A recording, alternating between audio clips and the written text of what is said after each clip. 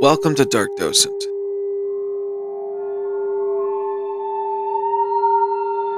My name is Jake. Join me as I guide my friend James down the paranormal rabbit hole, attempting to prove the authenticity of a new case each week.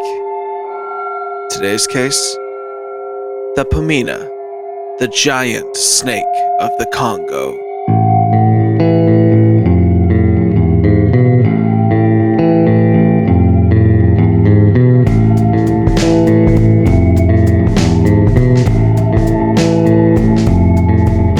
Okay, Jake. What are we talking about today?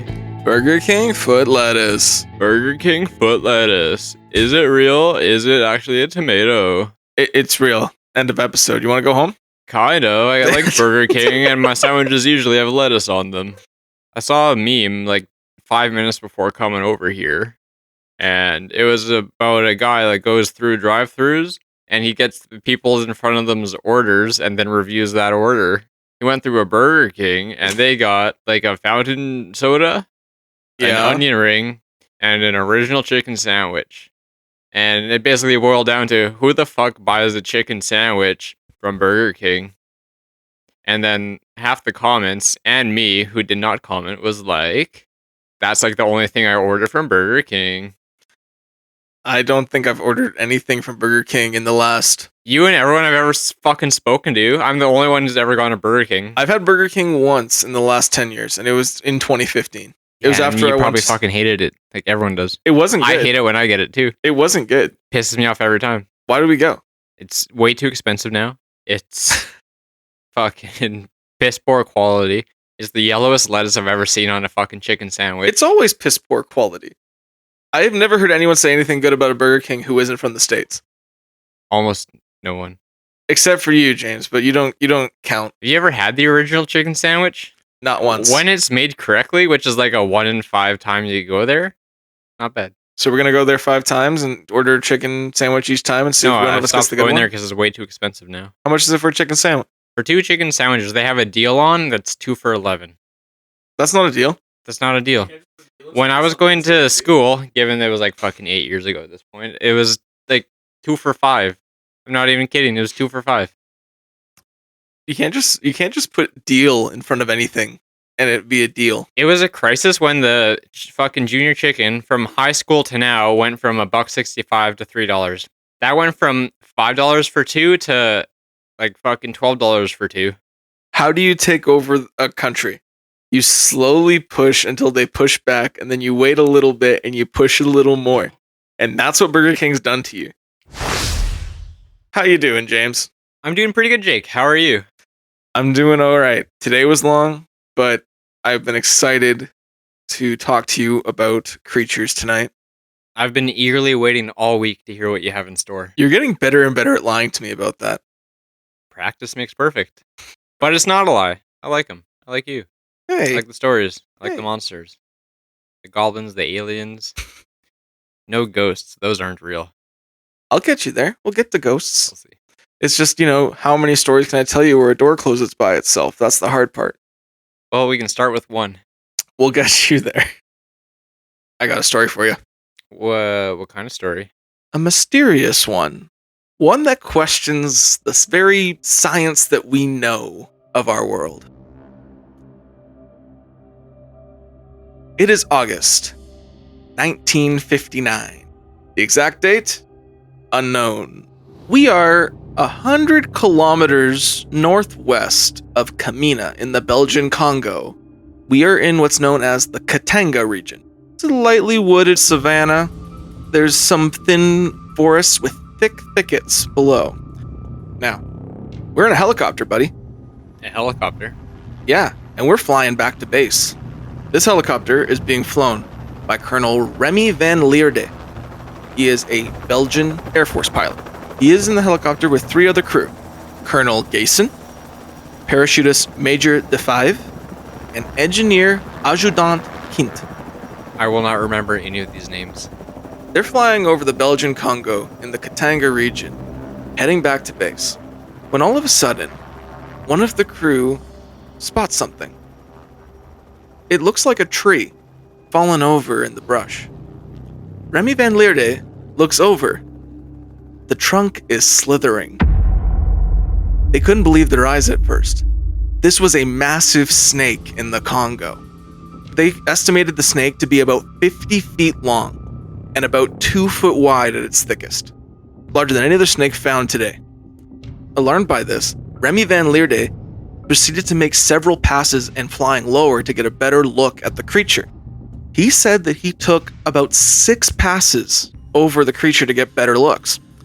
He was moving at 120 kilometers an hour, and he got down to about 114 feet above the ground. Now, this is a cool story. There's 4 men who've seen it. One of these men has a camera. No way. Engineer Kint pulls out his camera, trying to get a good shot. It's kind of hard. I don't know if you've seen a helicopter from the 50s, but they're not very stable. They're trying to get a better pass, trying to get closer. They can't seem to get the good shot. All of a sudden, they get down close enough that they could. And Engineer Kint took a picture. They were trying to get down even closer. Actually, Remy Van Lierde said that he got so close, he got to almost 30 feet above the ground. I think he meant meters, because he was hard translating. Yep. But when he did that, he said the snake's head reared back, as if it was disturbed by the helicopter propellers. Now, they wanted to stay and look at this creature. It's a giant snake in the Congo. Of course you're going to want to look at this thing. But their fuel was low. They were heading back to base after a mission, and they decided just to go back because they don't want to crash with the giant snake below them. Fair enough. They fly back to base, and they talk about what they've seen. Some of the locals hearing about this, they brought up the crazy story of a 50-foot snake in the Congo.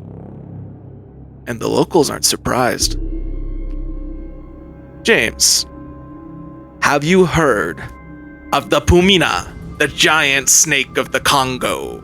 You know, I actually have. Okay. You probably gather that by my reaction when you started describing it. I have never seen you so giddy before in my life. I have heard of this 50-foot snake before. I forgot that it was in the Congo. Mm-hmm. I didn't know it was in the 1950s. Mm-hmm. But I have heard about it. Okay. Yeah, it's an interesting case. And it probably was meters because they would have been using the metric system, I imagine. When Remy Van Lierde said 30 feet, he was in an interview, talking. So he said 50-foot snake, but he said when he was trying to discuss the height of where he was to the snake, it was in a speaking interview in the 70s.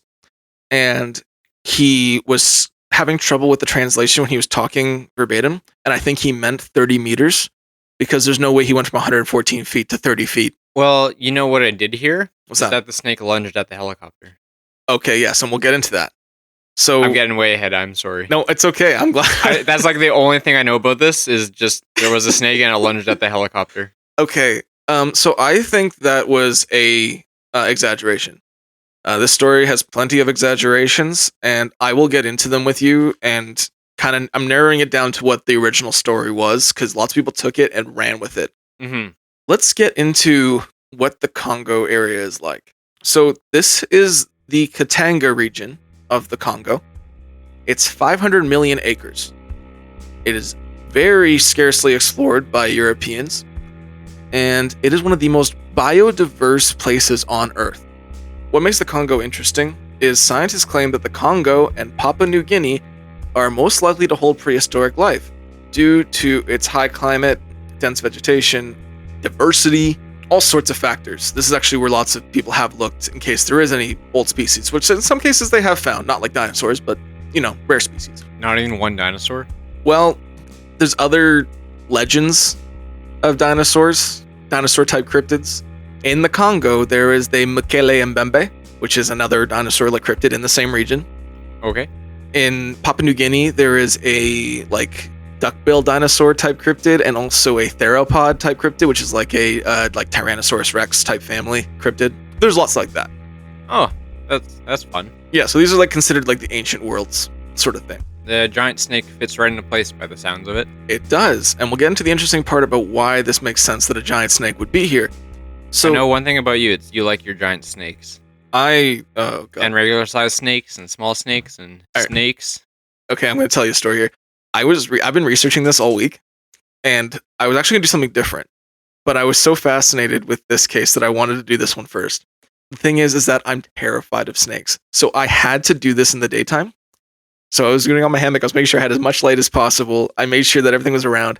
And I was laying there and I was reading up on this. I was doing all the research and something touched my hip and I flipped and I almost fell out of my fucking hammock. And it was Cricket, my dog, who walked up with the ball and dropped it ever so lightly. But the thing is that he got like some mud and stuff on it. So it felt like scaly when it touched me. And I flipped out and almost flipped out of my hammock. I was like, "You fucking dog!" That was my hint to stop researching for the day. Right. But take a little break. yeah, but I have like a strange fascination where I'm terrified, but they're so interesting. So I know what you want. I want the proof. You want the proof, But I also want the backstory. I wanted to see what the locals think. okay? I want to build on the mystery. Okay. Well, here's the four crewmen who saw the snake. There's pilot Colonel Remy Van Lierde. He was a highly decorated fighter pilot and military officer. He is a World War II veteran with the Royal Air Force. He was also awarded the Distinguished Flying Cross and a recipient for bravery in aerial combat.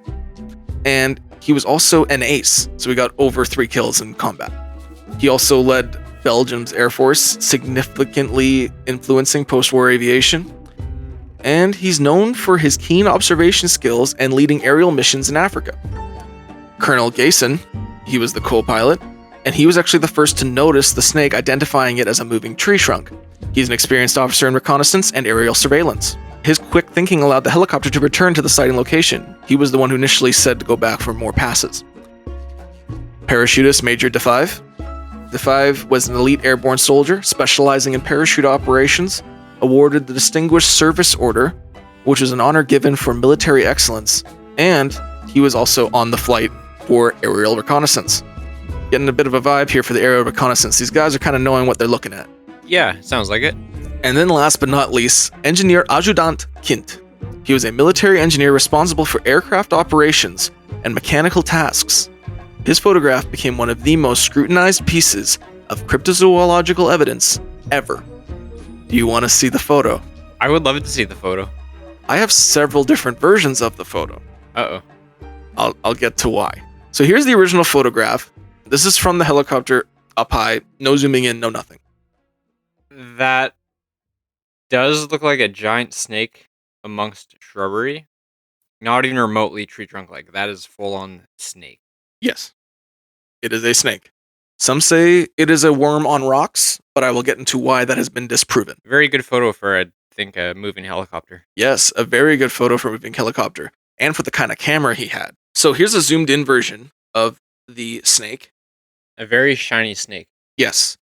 Would you like a colorized version that literally outlines everything about it? May as well toss it in there. I'll toss it in there for you. I'm glad they specified what side was the tail, what side was the head. Sometimes it gets a little confusing. I always found it hard to find the head in the photo. The head looks made up. I don't see the head. I can see the shadow of the head. Somehow, all these photos have gotten progressively worse, and the original seems like the best. Yeah, I think it's just because they had the colorization and everything. I think the reason the head is weird is because I think that's when it started to like raise a bit. And I think because it's off the ground and you can see kind of where the sunlight hits it and the shadow goes off a little to the right, kind of facing down to the bottom right. Yeah, I'd buy that. Yeah.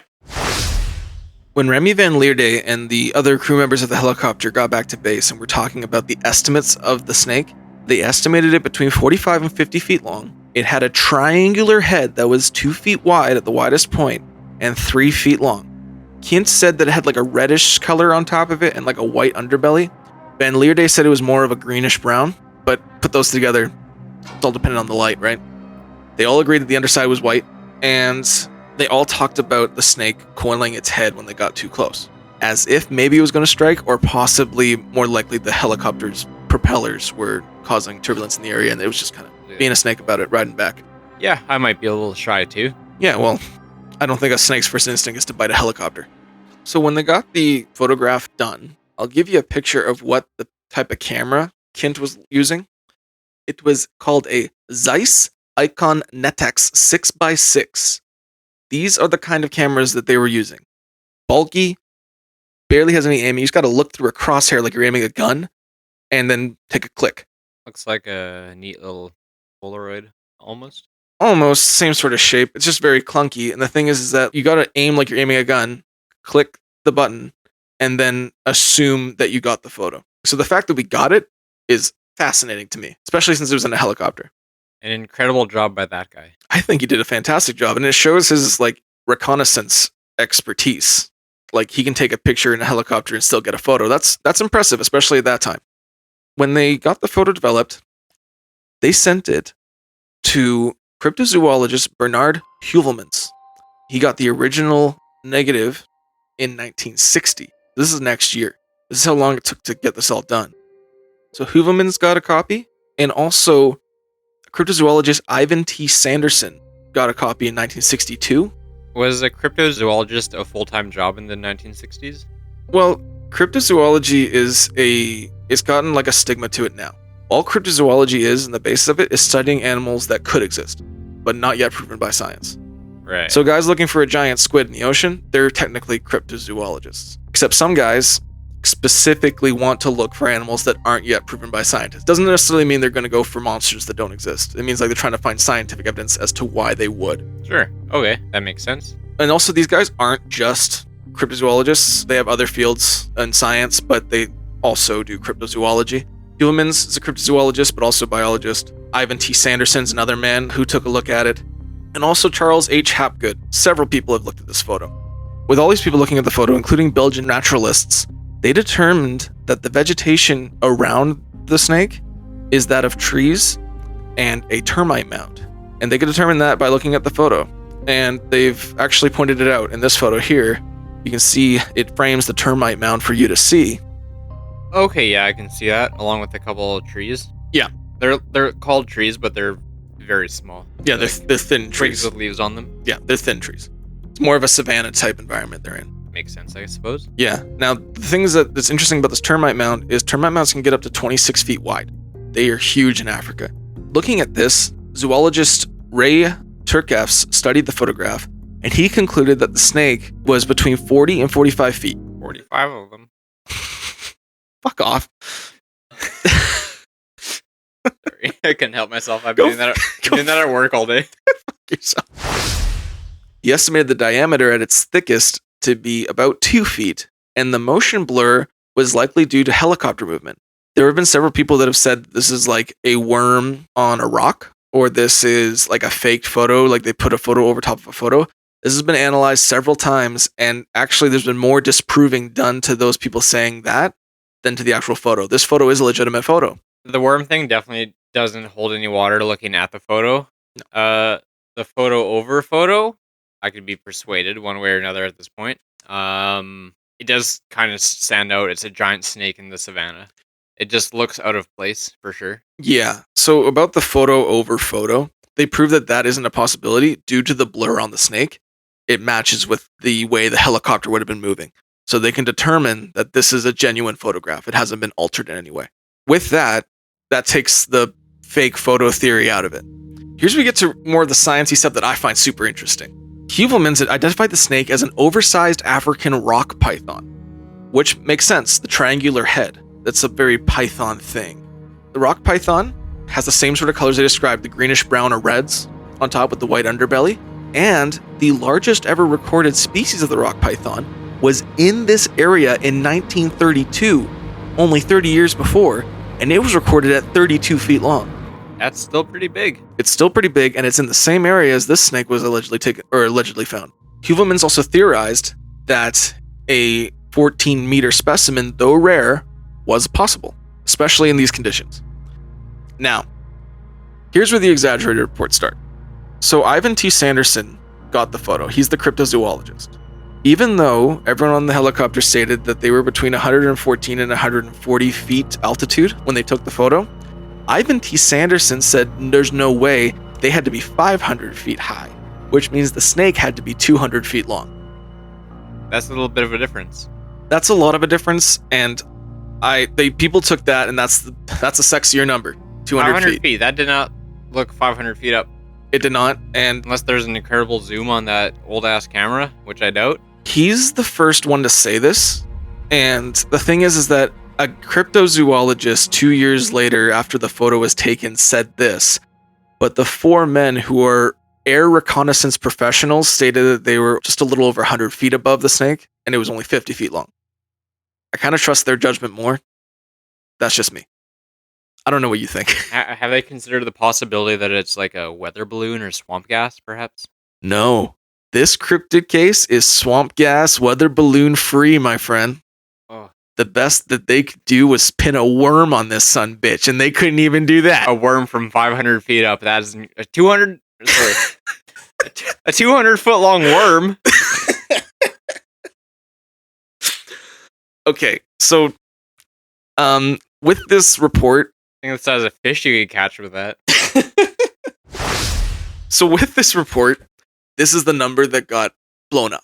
200-foot snake in the Congo. That's a sexy number. That is yeah. Yeah. I'd read that article. 100%.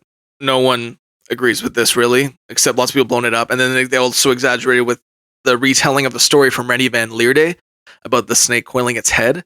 Remy Van Lierde said it lifted its head up 10 feet and coiled back like it could have struck the helicopter, is what he stated. Like, he was just trying to say, like, what it kind of looked like a snake doing. But people took that and were like, oh, it coiled back and it was going to strike the helicopter, or it did strike the helicopter, and it kind of got rolled from there, right? This story didn't appear till actually November 11th, 1980, on an episode of Arthur C. Clarke's Mysterious World. The episode was titled Dragons, Dinosaurs, and Giant Snakes. One of those old school cryptid paranormal shows. That's where Remy Van Lierde did the first interview about it. And it's where he claimed the 3-foot long head with the 2-foot wide of the triangular base, the 50-foot long. He stuck with the 50-foot. However, many stories were twisted about this. He stuck with that. That's what he stated. He stuck with it till the day he died in the 1990s. Now, here's the interesting thing about the description of the rock python. Have you heard of the titanoboa? The titanoboa. I have not. Titanoboa was a snake that was discovered in South America in 2009. Prehistoric snake. It lived about 59 million years ago. It was large enough. The average one was about 60 feet long and purportedly could like wrap around a whale if it wanted to. Just a giant python. Yeah. In South America now we have a thing called anacondas. They are the largest snake in the world. And the rock python is over in Africa. And somewhere down the line, anacondas and pythons were a part of the same family, but they split. Being both snakes, I would agree with that. Yeah, and the thing is that South America and Africa were once connected in Pangea, and it would make sense that the giant snakes would kind of be in Africa and South America, because that's where they were initially found prehistorically. So, historically, this matches up, and I just think it's incredibly interesting, because scientifically, this all seems to line up. What are you thinking about all this right now? That's where all the things I've given you, all the analysis. Where's your head at? So you said the previous biggest snake in the Congo area there was about 30, 31, 32 feet long? 32.9 feet long. Yeah. Are there other big ones that are still in the area and around and stuff? They do still... That was like what? That was like 20-some years beforehand that they said they saw that one 32-foot snake. Yes, and also a rumor about snakes, that they live a long time, and they don't stop growing. Yeah, I was kind of thinking something similar to like an alligator, where same idea. If they can just keep getting older, they'll just keep getting older and growing and until you kill it. Yeah, and I think that's interesting because it was found in the same area as this picture was taken. So the area matches up. I'm wondering if it could be the same snake. Who knows? We don't know. Yeah, I guess it could be the same one. I didn't even consider that. That's something that I considered, just because it was 30 years later, and if the snake didn't die, and if it's the apex of the area, who knows? It would be pretty big. Yeah. And there are large snakes still found in the Congo. I actually have some videos I saved begrudgingly of some giant snakes in the Congo. I bet you'll be deleting those pretty soon. My TikTok is horrible now. It's all snakes. There's a lot of construction stuff going on because it is a rainforest. Of course. Yes, of course. They're there to destroy. Here's a video of a man excavating in the Congo.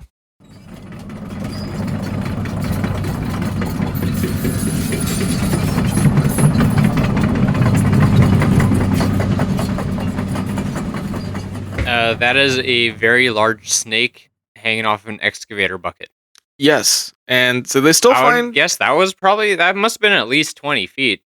Yeah. So there's still large snakes found in the Congo. It's... Okay, that Yeah. helps the case. That helps the case for sure. Yes, and there's still like lots of pictures you can look online. You can find African tribes who are holding these snakes that are at least 25 feet long. And if you go back to like what science says, that these are the most likely location, one of the most likely locations on Earth to house prehistoric type animals, it also lends credence that there could be a giant snake. It's not that far fetched.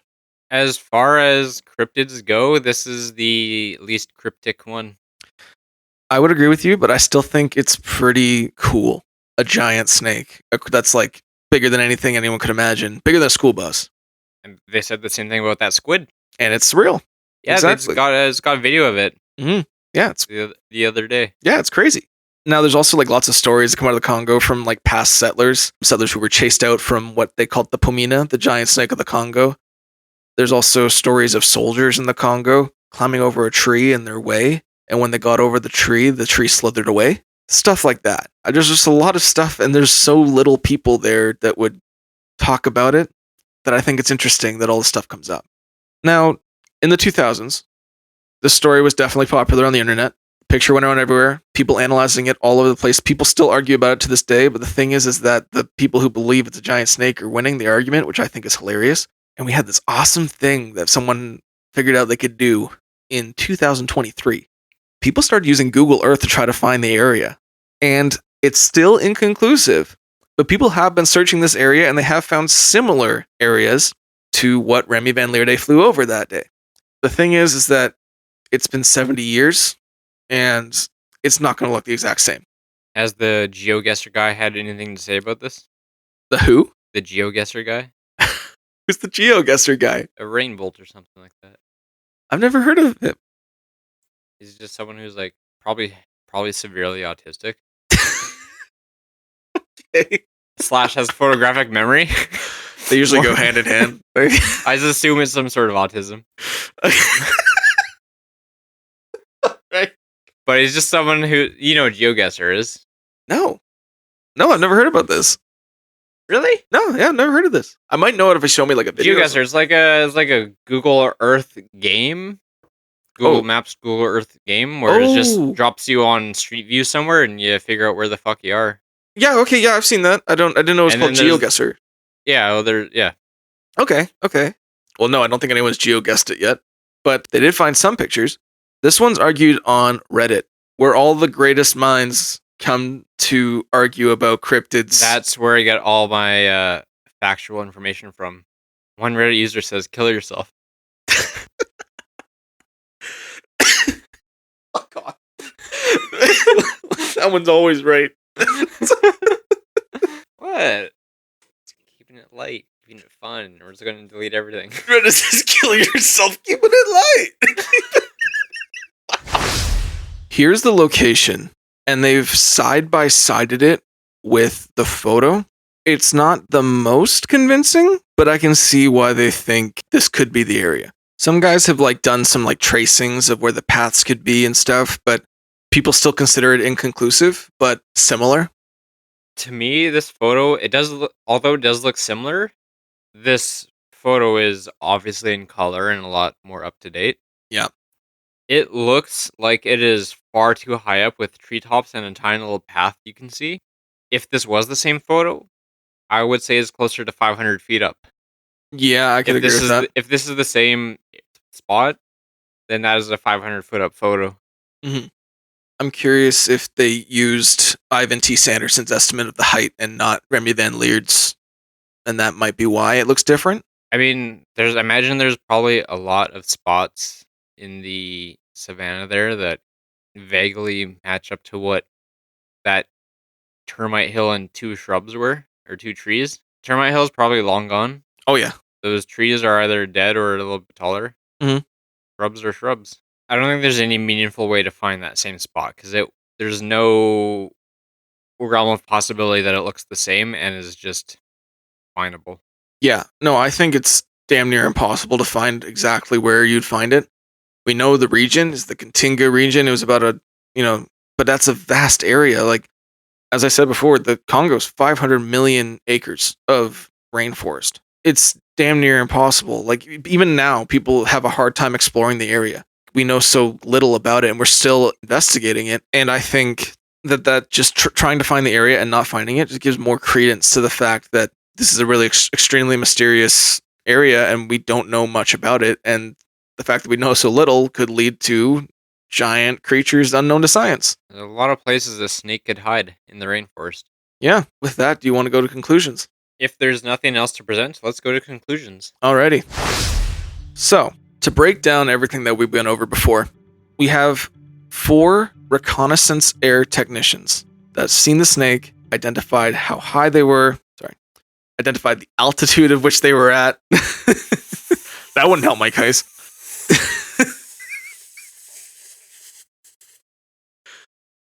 Anyone else see that fucking tree move? Anyone else kidneys hurt? So, we have 4 men who were reconnaissance air professionals. They could recognize the altitude that they were at. They could recognize the size of things on the ground and landmarks on the ground. They made several passes over it. They recognized the color of it. They recognized its movement, moved like a snake, coiled like a snake. Locals in the area believed their story because they were also talking about giant snakes in the area.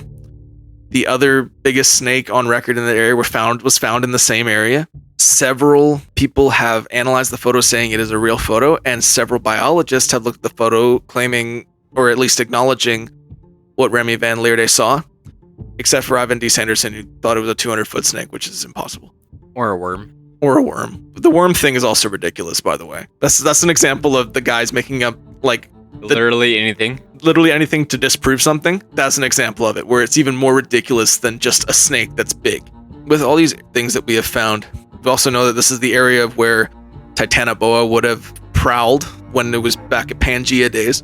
There's a lot of stuff going into this case, and I think it's extremely captivating, and I genuinely want to know what you think about it, James. I was very excited for this.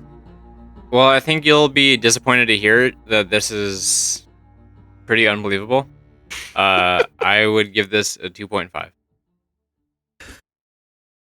Psych! Yeah, I buy it. You buy it? I buy it. Like 5 out of 5? No, not like 5 out of 5. Gotta be 5. Come on. I'd say like 4.5 out of 5. Come on. What did you say about Chi Kelly last in the Loch Ness Monster episode? I have no idea. I don't remember. Take a damn stand, lady. That's what you said, because she said she wouldn't say it was the Loch Ness Monster. You're a 0.5 away. What's keeping you from that? This thing is a giant snake in the Congo. It is a giant snake in the Congo. Yes. With one photo from 1959. Yes. From a helicopter. Yes. In a highly unexplored area. Take the 4.5 and cherish it. That is probably the highest rating I will ever give on any of these. You know what? I believe it. I believe they saw a snake. Yeah. Maybe it wasn't 50 feet. Maybe it was 40 feet. Maybe it was 35. Maybe it was 45. I believe there was a big snake there and that they saw it. I can actually tell you the lowest estimate, like the smallest possible estimate, was 39 feet after analysis. They saw a big snake in an area with big snakes. Yep. The locals say that there's big snakes. Yeah, the giant species of snake. There used to be a big snake that lived there. Yep. Allegedly way back when. Yeah. I buy it. Yeah. That's awesome. 4.5. Final answer. Hell yeah, brother. What do you think? 5 out of 5. This is a giant snake. It's a fucking giant snake in the fucking Congo. I think the Congo holds a lot of mysteries. I think there's a lot of this world that we don't know about. Fuck yeah, it's just a giant snake in the Congo. But I'm curious. What's keeping it at 4.5? Like, what's the you believe it so much. What don't you believe about it? That's what I'm curious about. Like, what's the aspect that you find unbelievable? Because I want you to, can I go over the scale one more time for you? So, 1, I'm an idiot. 2, you're skeptical. 3, on the fence.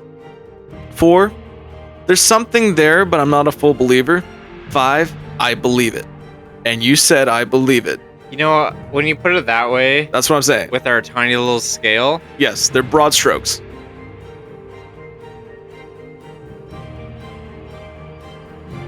Well, you got me there. That's 5, I suppose. Fuck yeah, motherfucker! Let's go, James! Fuck yeah! I am absolutely stoked that I could get you this. Even to the 4.5, I would have been stoked. I just needed a reminder of what those numbers meant. Yeah. Hey, you know what? I still want to say 4.5, but when you give me the difference between 4 and 5, I don't really have much of a choice. Yeah, it's like, it's like they're all big strokes. This is like I 90% believe this. Yeah. I don't 100% believe it, but I like 90% believe it. You still believe it. Yeah. It's more than just there's something there. Yeah, I think they saw a big fucking snake there in the savannah. Goddamn right, brother. Hell yeah. All right, I gotta ride this high. I need to get a burger or something. All right. No, that's awesome. All right. Well, I'm stoked. I'm absolutely stoked. And I'm glad that I could pull you to the side of this. I'm glad you're stoked. Mission accomplished. Don't get too comfortable with it, especially if you're bringing up a ghost or something. Like, you're going to get a 1 before you even start. I know. I go into every case, like, not using the last one as what could happen. Just this one, I was like, oh, if this isn't a 5, I'm like this. I think this has a lot of good stuff in it. It's a big snake. It's a little more believable than a glowing silver alien that makes a metallic clang when you shoot it with a shotgun. Fair. But still, it's unnatural. And we haven't found a 50-foot snake, so that's a cryptid. Fair enough. Unproven to science. So I'm sure the Everglades in Florida would have something to say about that if you looked long enough too. But 100%. 100%. Anyway, I am so excited that I got James to believe in something today. It finally gives me faith to do more of this. But yeah, no, it's awesome. Keep it up. I'm going to keep it up. If you guys have any other stories of giant snakes that we haven't heard of, I would love to hear them. You can message us on Instagram at darkdocent. Really easy to find us. I think we're the only people that are called that. I would hope so. I hope so. And it's not a spelling mistake. That is the name. That it is not a spelling mistake. We've gotten that a lot. If you guys have any stories of giant snakes or other places that we should investigate that have giant animals like this, please let us know. I am super excited about that. I love things like this. And please leave a review. Follow us on Spotify. And keep up to date. We're only going to get better at this as we go, I promise. James, any words to the wise, my friend? If you're going to fuck around with a 50-foot long snake, make sure you're at least 200 feet in the air. Smart words from a smarter man. Thank you for listening, everybody. We'll see you on the next one. Goodbye.